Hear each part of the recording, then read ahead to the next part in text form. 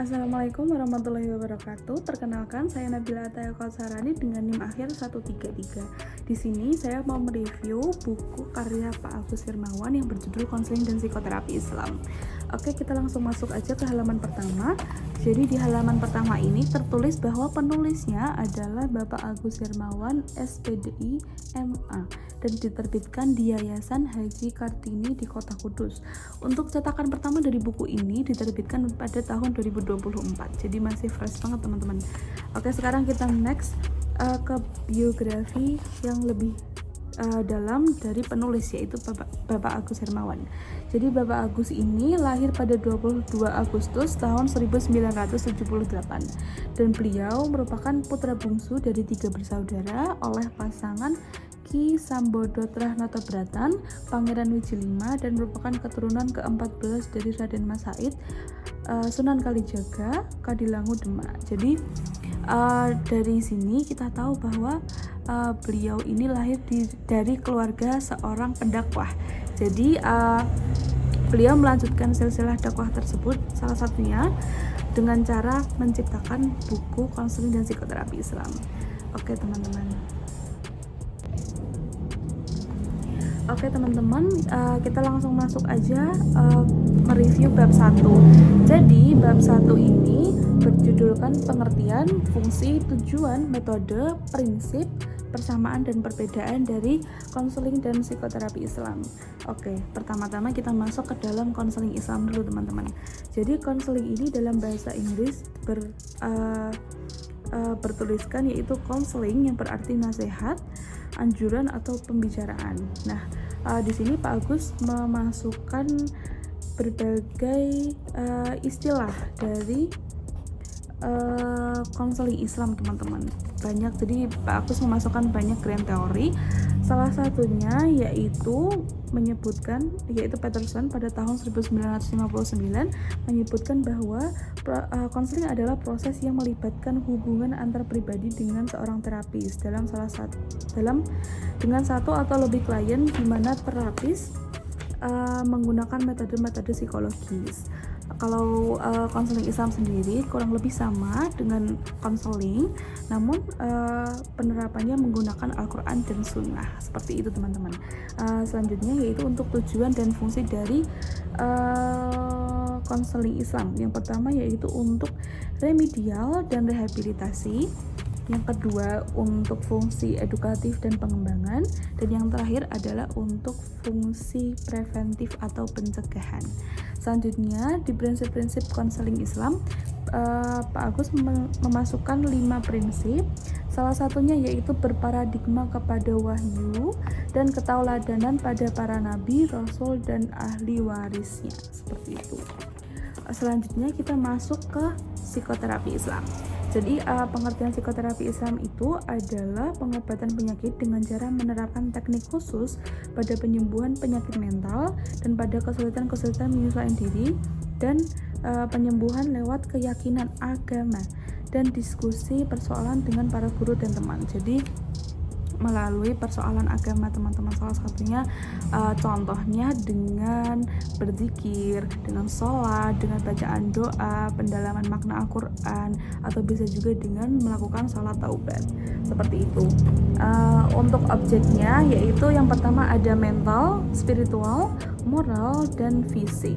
Nah, untuk metodenya ada banyak sekali nih teman-teman, ada sekitar 4. Nah, untuk yang pertama yaitu metode ilmiah, ada metode keyakinan, metode otoritas, dan metode intuisi.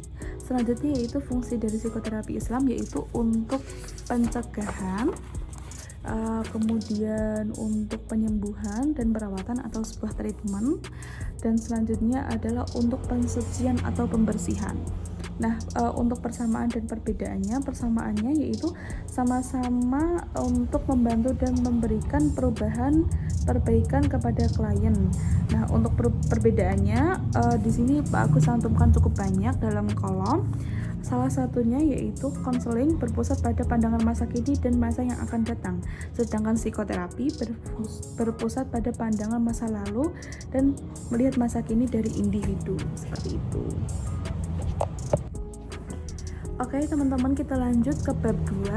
Jadi bab 2 ini berjudul Hakikat Manusia dalam Pandangan Islam dan Kebutuhan Manusia kepada Terapi atau konseling. Nah, jadi di dalam sini Pak Agus menyampaikan bahwa manusia itu pada dasarnya memiliki 3 hakikat. Yang pertama adalah makhluk biologis, yang kedua adalah makhluk pribadi, dan yang ketiga adalah makhluk sosial. Nah, namun di dalam ayat-ayat Al-Quran juga menerangkan bahwa manusia ini mencakup tiga hakikat itu tadi, ditambah dengan manusia sebagai makhluk religius seperti itu. Nah, kita langsung masuk kepada kebutuhan manusia dalam psikoterapi Islam. Nah, jadi agama itu tuh sangat berkaitan sekali dan sangat dibutuhkan oleh manusia. Nah, agama ini tuh merupakan salah satu bentuk usaha pemberian bantuan kepada seseorang yang mengalami kesulitan baik lahiriah maupun batiniah seperti itu.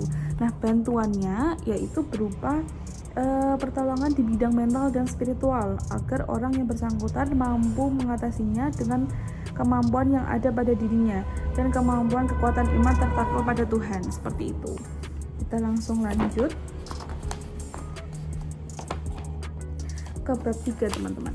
Jadi di bab 3 ini berjudul Sejarah, Teknik, dan Hubungan Psikoterapi Islam dengan Ilmu-ilmu lainnya.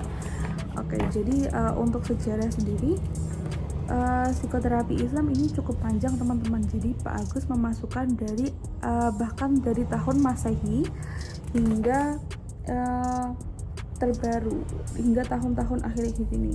Dan Pak Agus juga mengkaitkan dengan teori-teori dari Barat seperti itu. Jadi penjelasan dari buku ini cukup lengkap ya teman-teman, bahkan dari tahun Masehi dan dikaitkan dengan penerapan dari Barat juga. Jadi cukup oke sekali buku ini. Kemudian selanjutnya ada teknik dari psikoterapi teman-teman. Nah, untuk teknik dari psikoterapi itu pertama ada teknik terapi psikoanalisa, kemudian teknik terapi perilaku, kemudian teknik terapi kognitif perilaku, dan keempat adalah teknik terapi humanistik, dan yang kelima adalah teknik terapi elektrik dan integratif, dan yang terakhir adalah teknik terapi kelompok atau keluarga. Seperti itu. Oke teman-teman, kita lanjut ke bab 4. Jadi di bab 4 ini tertera judulnya yaitu Sakit dan Sehat dalam Islam. Nah, di sini tertulis bahwa sehat dan sakit adalah suatu kondisi yang seringkali sulit untuk kita artikan. Meskipun sehat dan sakit ini seringkali bisa kita amati dalam kehidupan sehari-hari teman-teman. Jadi sehat dan sakit ini nggak melulu soal fisik, jadi bisa jadi soal psikis juga. Nah, di sini juga tertera bahwa konsep sehat dan sakit itu bagi kebanyakan orang masih membingungkan dan kurang jelas seperti itu. Nah, sakit dan penyakit itu merupakan suatu peristiwa yang selalu menyertai manusia sejak zaman Nabi Adam. Jadi emang udah dulu tuh udah ada teman-teman seperti itu. Nah, selanjutnya sakit sebagai takdir yang menguatkan iman. Jadi sakit ini juga dikatakan bisa sebagai penguat iman suatu manusia. Nah, ujian jasmani ini itu dimaksud Allah untuk menguji kesabaran dan kerelaan seorang hamba dalam menerima takdirnya. Nah, ini juga diterangkan dalam hadis riwayat Mustaqaq alaih dalam buku yang dibuat oleh Pak Agus ini teman-teman, seperti itu. Oke teman-teman, kita masuk ke bab terakhir yaitu bab 5 yang berjudul Manajemen dan Prosedur Pelayanan Konseling dan Terapi Islam. Nah, jadi di sini tertulis bahwa pengertiannya adalah rangkaian dan tata urutan kegiatan yang dilakukan konselor atau terapis dalam melaksanakan layanan konseling untuk klien dalam mengatasi permasalahannya. Nah, untuk tahapan-tahapannya sendiri seperti pada layaknya konseling teman-teman, yaitu ada wawancara awal, proses terapi, tindakan, kemudian pengakhiran terapi. Nah, model-modelnya psikoterapi dalam Al-Quran, yang pertama ada keimanan, ada ibadah, kemudian ada puasa juga, kemudian ada ibadah haji, sabar, istighfar, taubat, dan zikir. Seperti itu. Untuk menurut saya selanjutnya yaitu kelebihan dan kekurangan dari buku Konseling dan Psikoterapi Islam. Untuk kekurangannya sendiri, yang pertama yaitu mungkin ada beberapa kalimat yang belum selesai diketik seperti itu. Nah, untuk penulisannya dan tata cara pembahasaannya sudah cukup mudah dipahami. Kemudian juga isinya juga sangat lengkap. Kemudian kekurangan terakhir yaitu mungkin di covernya. Jadi terlihat seperti buku wajib yang dibeli mahasiswa, padahal ini diedarkan secara umum. Jadi mungkin covernya bisa dibuat lebih menarik lagi seperti itu. Terima kasih. Assalamualaikum warahmatullahi wabarakatuh.